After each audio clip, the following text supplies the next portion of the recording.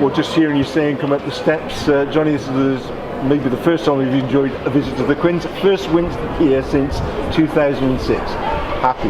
Yes, and I think Timmy Taylor, the backs coach, was the guy who kicked the goal to win the game in that game in 2006. So yeah, look, I mean, it hasn't been a happy coming ground for me, nor Gloucester in recent years. So to come down here on the back of obviously the disappointment of last week and respond that way is outstanding. So huge credit to the players. They set the task today and didn't stop until the final whistle.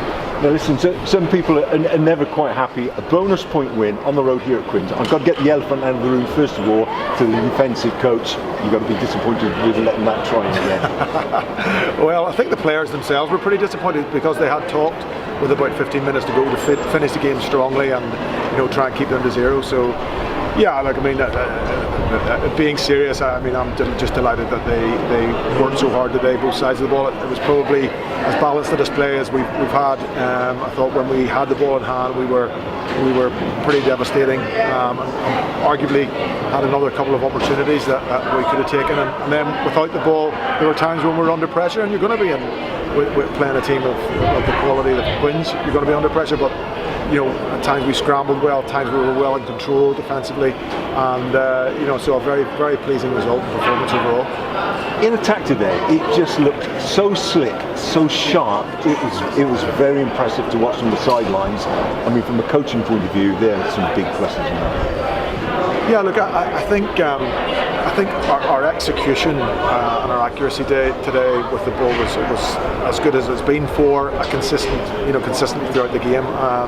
Like our forwards laid the platform up front and their carries. We dominated the gain line with our carries, and the speed of ball was such that then we can release Danny and the rest of those backs, and they just show you what we can do. I don't think there's anybody in the league that can pull the trigger like Danny Cipriani with regards to the plays that we want to execute and the timing. And with Tom Marshall and Jason Woodward and the midfield and everyone operating and Ollie on the other flank, if you're a fraction off and you give those guys space, well, they're going to hurt you. So I think a big credit to the forwards for giving us that platform, and then the accuracy and intensity of the backs to really take it through. The accuracy is right. Having watched the Bristol game back, I mean, I know you have watched it back loads of times, but watched it back in the week. It was an enjoyable game once you got in your mind, okay, we're just going to watch it for the idea of what the rugby is like. And you thought maybe, is that style going to suit Gloucester? But today, it was just polished up to just that gemstone quality that was just so incisive. Credit's got to go to Bristol because, last week and again this week they've shown that they're not just here to make up numbers and beating Northampton in Franklin Gardens. So we know when we are on the money and we get things right that we can be very dangerous. We were very disappointed because we didn't play particularly poorly last week. We maybe lacked a little bit of edge, and obviously we had 2 moments and 2 kick chases that led to a try, and that's the nature of the Premiership. And today, obviously, I'm sure Paul Goss will be disappointed because I suppose I felt that Gloucester kind of dominated the collisions on both sides of the ball, and that consequently led to us having quick ruck ball and allowing the likes of Danny and co to get onto the front foot, and that's the nature of rugby. If you're playing on the front foot, it's much easier. If you're playing on the back foot, it makes life more difficult. And I think when all is said and done, the accuracy and everything, that's why we can control and won those collisions, I felt. Build up in the week, we were talking about the idea of this would be such a marker to come here and win. We've done it with a bonus point. But then you look back at the games in recent weeks, and that's Saracens, Exeter, Quins, all the teams above you that you've been.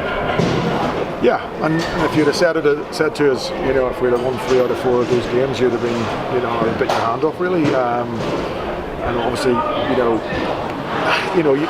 you can look back and you can look at various games throughout the season, and every team in the league will be doing the same. They'll be going, if we'd have won here, if we'd have beaten Harlequins at home, if we had various games, you've got to just deal with what's in front of you. And thankfully now we've got a really strong group of players to pick from. We haven't got many injuries, touch wood, but that wasn't always the case. That sort of period from Christmas throughout, we had some 18 or 21 injuries, and that was, the guys who were playing were operating on, we were operating on thin resources. So, but we fought through that, and that's great character to fight through that, start again, and and then kick forward. But it's just one game. This league's crazy. We need to get a rest, and then we've got Ross coming to Kingsholm, and it's a massive game again.